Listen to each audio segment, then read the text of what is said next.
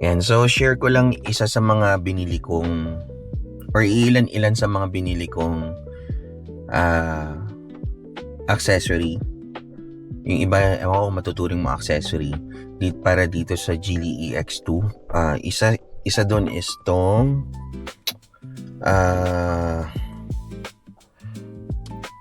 cover para dito sa ano niya, susi niya. Yan. Ano siya eh.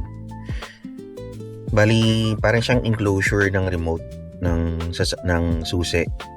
So may mga tornilyo siya dyan nalagay nyo. Sa sandwich nyo yung susi. So ito siya. Magiging itsura niya. Yan. So, ito, ewan ko kung accessory matatawag mo dito.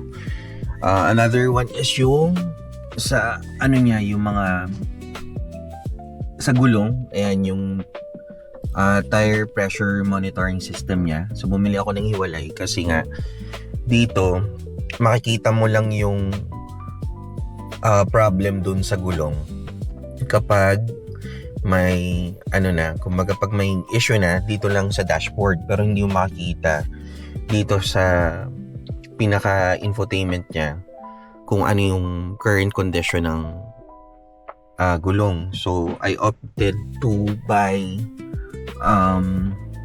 a separate na lang yan para at least may idea lang ako. And yung isa sa tingin ko pinaka-importanteng mabibili natin pagdating sa accessories, itong battery monitoring system. Ayan siya. So kung makikita nyo dyan, ewan ko kung nakikita sa video, and makikita nyo yung state of charge niya currently showing 95%. Tapos yung voltage niya, makikita nyo yung current niya, which is 12.9. And yung battery health niya, state of health, 100% nakalagay. Tapos the same time, yung pinaka-important na metric dito, or yung pinaka-important na mamamonitor nyo dito is itong indicator kung kung ready na for replacement ang battery nyo. So nakalagay currently good kasi ilang buwan pa naman lang tong kotse. So ayan siya. So paano siya i-connect? Doon lang sa battery may i-connect ka lang sa battery ng piece of hardware, pero ano lang siya, as in doon lang parang ipipiggyback mo lang siya or i-connecta mo lang mismo doon sa battery mismo yung maliit na hardware na yun. Tapos i-velcro mo na lang siguro kung saang part or on top of the battery. So isang question ko dun is, possible bang parang maging parasitic yung hardware na yun? Dun binasa ko tong device and nakita ko naman na automatic turn off yung device na yun pag hindi ginagamit or walang activity. And at the same time, makikita nyo rin dito na ilang na to kumbaga dumadaan yung buong araw. 12.9 pa rin yung voltage ng battery. Ayan. So ibig sabihin hindi siya nagde-drain ng battery mo mismo. Siguro kung nagdi-drain man yun, napakaunti lang na hindi impactful dun sa battery, na hindi na magkagana yung battery mo. Anyway, isa pa sa mga indicator dito na magagamit nyo. Ewan ko kung iba sa inyo na naiisip kung anong ginagamit ba ng sasakyan kapag ina-unlock mo siya tapos naiwanan mo yung mga accessory mo, or let's say yung mga anong ba tawag doon, katulad ng aircon. Kung naka-on siya, kung ano yung ginagamit yung battery, ginagamit niya ba yung 12 volts na battery mo or yung pinaka main battery ng system. Sa na yun, sa question na yun, I think masasagot siya dito. Kasi um, ano siya, kung makikita natin dito na technically ginagamit ng sasakyan yung battery na main battery niya, hindi yung 12 volts lang. So, in a sense, pagka unlock mo ng sasakyan, ang mangyayari doon is, di ba sa regular, sa ICE, yung alternator, ano na yun, pag nag-on lang, doon lang mag-charge yung battery. Dito, kapag in-unlock mo siya, automatic na mag-uncharge yung automatic na mag-charge yung battery. So, ewan ko kung enough yung explanation ko doon. But in comparison sa ICE, sa ICE kasi 'di ba may alternator na tatakbo bago mag-on yung battery or ma-charge yung battery.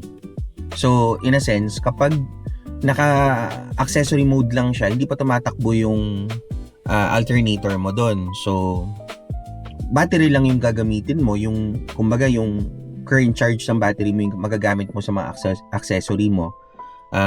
However, dito sa atin, kapag in-unlock mo siya, makikita nyo, magcha-charge na yung sasakyan. So, meaning, kapag in-unlock mo na siya at naiwanan mo yung itong aircon, yung aircon mo, ibig sabihin, hindi lang yung battery yung gagamitin.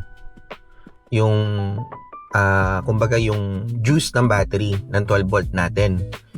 Gagamitin niya rin, technically mag-on na siya, i-charge yun yung battery, and kumbaga wala tayong problema, hindi madideplete yung battery sa natin, yung charge ng battery natin, kasi sinusupply na ng main battery ng sasakyan itong 12 volts natin. So paano siya? Ganito siya.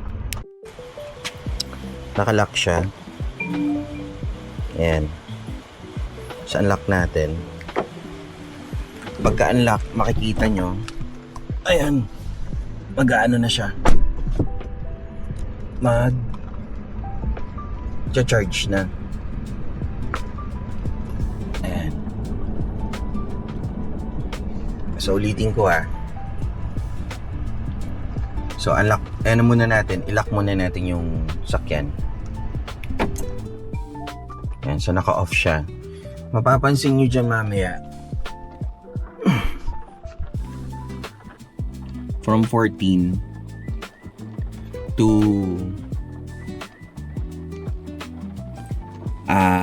tawag dito. Nasa 12. 12.9, 12.8.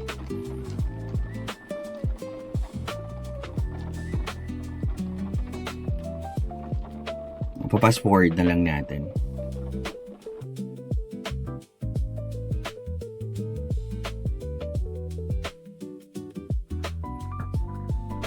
Ayan. So makikita nyo, bumagsak na siya ng 12.9. So tingin ko may latency lang siya. So pagpalagay na natin, ganyan yung status ng natin, ng kotse natin kapag nilock natin. So technically, hindi na mag-charge yung battery, yung 12 volt battery, which is expected. Now, pag in-on natin yung or in-unlock lang natin, yan, pag in-unlock natin to natin, so unlock, ito yung unlock, teka, unlock ko lang, tapos ayan, so ayan, expected pag pumasok ka, diba? Ayan. So makikita nyo, yan, nag-charge na yung battery. So off pa yung niya na, hindi ko pa pinapress yung brake pedal. So meaning, again, kung naiwanan yung naka-on yung natin, aircon natin. So ang ginagamit niyang tawag dito, power source is not only yung natitirang battery ng 12 volts. Ginagamit niya yung china-charge na battery ng 12 volt from main battery ng sasakyan. So yun yung isa sa mga tawag dito, isang maganda for me magandang reason kung bakit kailangan natin bumili na to is, well, technically yung pinakagamit niya para sa akin is malalaman na natin kung kailan natin kailangan palitan yung battery and bakit siya very important na information. Kasi kapag ang automatic na sasakyan nasiraan ka ng battery, as in deads na yon, paano pa pag itong mga battery operated na sasakyan, di ba? Hindi mo siya basta-basta po pwedeng itow. So kumbaga pag na-deplete na yung battery na yun, wala na, hirap ka na. So yun, at least pagpasok mo, every time na papasok ka, ayan, makikita mo yung indicator ng battery mo. Yun lang.